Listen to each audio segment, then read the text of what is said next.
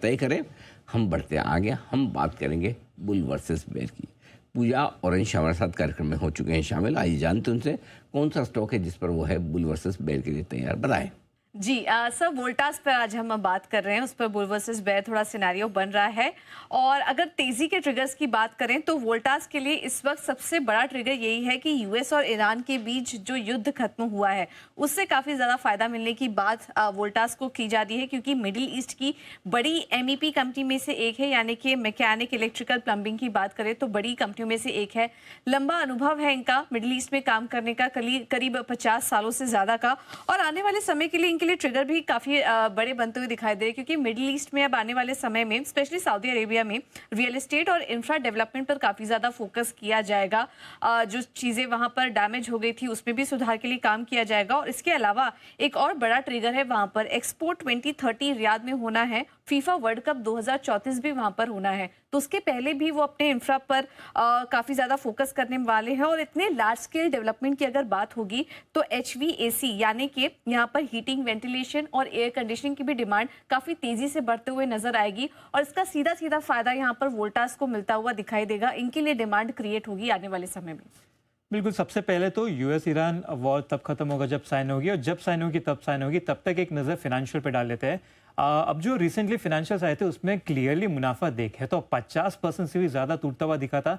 तो फंडामेंटली तो देखे तो स्टॉक में दबाव दिख रहा है यहाँ पर। लेकिन देखिए, अभी भी मार्केट लीडर है वोल्टास, और अभी भी अगर आप देखें तो 18% से ज्यादा का मार्केट कैप्चर करती है कंपनी, क्योंकि इनका जो टियर 2 टियर 3 में पेनिट्रेशन है वो काफी ज्यादा है। और मिडिल क्लास की जो राइजिंग डिमांड है उसको ही कैप्चर करने की बात की जा रही है, तो यहाँ पर ये काफी ज्यादा फोकस कर रहे हैं। और इसके अलावा 6-in-1 इन्वर्टर्स AC में भी कंपनी काफी ज्यादा फोकस कर रही है। तो इसी वजह से हम देख रहे हैं कि वोल्टास की जो पोजीशनिंग है उसके चलते उनको आने वाले समय में काफी ज्यादा फायदा मिलने की बात की जा रही है। और मार्केट लीडर तो ये है ही। बिल्कुल मार्केट लीडर है, लेकिन अब ये बचाव मोड पे है। मार्केट शेयर बचाने के चक्कर में है, क्योंकि हम देख रहे हैं कि काफी ज्यादा एग्रेसिव प्राइसिंग कर रहे हैं मार्केट शेयर बचाने के लिए, और इसी के चलते मार्जिन भी काफी सेक्रीफाइस होता हुआ दिख रहा है। और इसके वजह से आगे भी जो नतीजे है वो और भी खराब आते हुए नजर आ सकते हैं। नहीं, लेकिन प्राइस हाइक लिया है कंपनी ने हाल फिलहाल, और उससे इनको सपोर्ट भी मिलेगा। इन्फ्लेशन कॉस्ट पास ऑन करने की भी कोशिश कर रहे हैं। और आप जिस दिक्कतों की बात करें, देखिए एल्युमिनियम के दाम भी थोड़े नीचे आ गए, तो उसका भी यहाँ पर इनको फायदा मिलेगा। लोकल मैन्युफैक्चरिंग पर भी ये काफी ज्यादा फोकस कर रहे हैं, तो उससे भी थोड़ा सपोर्ट मिलेगा। और चीजें सुधर ही रही हैं, तो आने वाले समय में जो भी प्राइस हाइक ली है उसका फायदा इनके नंबर्स में मिलता हुआ दिखाई देगा।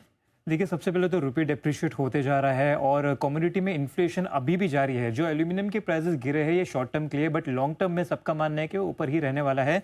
तो जो भी प्राइस हाइक हुआ है उसका फायदा काफी कम होता हुआ दिख सकता है। मार्केट शेयर के लिए और भी प्राइस हाइक करना पड़ेगा, और भी ज्यादा मार्केट शेयर लूज होता हुआ दिखेगा। मार्जिन जो है और भी ज्यादा सेक्रीफाइस होते हुए दिख सकते हैं। लेकिन कंपनी डाइवर्सिफाई भी कर रही है, अब सिर्फ REC प्लेयर बनके नहीं रह गए हैं। ये EMP और इंजीनियरिंग यानी कि इलेक्ट्रो मैकेनिकल प्रोजेक्ट्स पर भी फोकस कर रहे हैं, जो इनके बिजनेस को सपोर्ट भी दे रहा है। धीरे धीरे अपने बिजनेस मॉडल को डाइवर्सिफाई भी कर रहे हैं, तो वहां से भी आने वाले समय में एक सपोर्ट मिलता हुआ नजर आएगा वोल्टास को।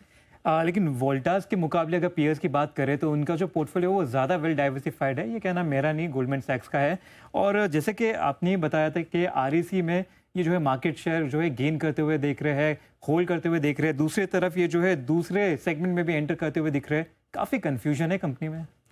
बिल्कुल, तो ओवरऑल अगर बात करें तो अगर मिडिल ईस्ट की तरफ से तो इनको अच्छे खासे अपॉर्चुनिटी नजर आ ही रही है, लेकिन इसके सामने अगर देखें तो पेयर्स भी यहाँ पर डाइवर्सिफाई पोर्टफोलियो के कारण काफी अट्रैक्टिव नजर आ रहे हैं। काफी टक्कर का मामला यहाँ वोल्टास के लिए नजर आ रहा है। दोनों ने अपने तर्क बखूबी रखे हैं। बिल्कुल, और जबरदस्त स्टॉक भी वैसा ही है, दोनों तरफ मुंह भी बड़े तगड़े देता है। तो जरा 2 सदस्यीय बेंच हम बनाते हैं जजेस की। जी एक में जिसमें एक सदस्य होंगे चोपड़ा साहब, जी एक सदस्य होंगे सिद्धार्थ खेवका साहब। जी। दोनों की राय ली जाए। दोनों फंडामेंटल एक्सपर्ट हैं। चोपड़ा साहब, आप वरिष्ठ सदस्य, शुरुआत आप करें सर। फिर देखिए इंडीड जो कॉपर के प्राइस बढ़े पिछले 1.5 साल में, क्योंकि कॉपर बाइंडिंग होती है मोस्टली एसीज में, तो उसकी वजह से रेट बढ़ाए गए। अब रेट बढ़ने की वजह से पूरा का पूरा तो पास ऑन नहीं कर पाए रेट इंक्रीज कस्टमर्स को, क्योंकि डिस्काउंट्स भी देने पड़ते हैं, डीलर डिस्काउंट्स भी देने पड़ते हैं। पूरा चैनल है जो कि उनको कहीं ना कहीं मार्जिन्स डिस्ट्रीब्यूट करना पड़ता है। तो प्रेशर तो निश्चित रूप से है मार्जिन्स के ऊपर। मगर अगर आप कहें कि अभी हाल फिलहाल में जो थोड़ा बहुत गिरावट आई है मेटल्स में, तो उससे बहुत ज़्यादा रेट्स पे फर्क पड़ेगा, मुझे नहीं लगता। धीरे धीरे ये पास ऑन होगा कस्टमर्स पे। और नो डाउट दिग्गज कंपनी है वोल्टास, और बहुत ज़माने से काम कर रही है। तो ये एक टेम्पररी फेज है कंपनी के लिए, और काफ़ी बड़ा मार्केट शेयर है, लगभग 20% के लगभग यदि मार्केट शेयर है, तो मुझे लगता है कि अच्छा मार्केट शेयर है। एक चीज मैं दिल्ली के बारे में तो बोलना चाहूंगा, जिस तरीके से प्रचंड गर्मी पड़ती थी वो इस साल नहीं पड़ी है। तो शायद हमें जो नंबर्स एक्सपेक्टेड थे एसी सेल्स के, वो नहीं देखने को मिले। कम होगी बिक्री, क्योंकि जून के महीने में भी कई बार बारिश आ जा रही है, उसकी वजह से जो लू चलती थी या गर्मी पड़ती थी वो नहीं पड़ रही है, तो ऑफटेक नहीं रहेगा। मगर इसका कोई उपाय नहीं है कंपनीज के पास, धीरे धीरे करके ये पास ऑन करेंगे ही एंड कस्टमर पर। और हो सकता है डीलर डिस्ट्रीब्यूटर मार्जिन के ऊपर भी प्रेशर आए। तो जाहिर है कि मार्केट शेयर तो लूज करना कोई भी कंपनी नहीं चाहेगा, और कंपटीशन भी बहुत है।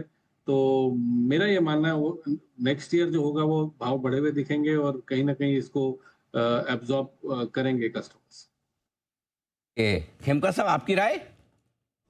बिल्कुल, देखिए बहुत डिस्कशन हुआ, क्योंकि डेफिनेटली थोड़ा प्रेशर है रूम एसी सेगमेंट में, कंपटीशन बड़ी है, कॉस्ट बड़ा है। बट उसके बावजूद भी वोल्टास ने अपना मार्केट लीडरशिप पकड़ के रखा है, वो मुझे लगता है कि काफी पॉजिटिव है।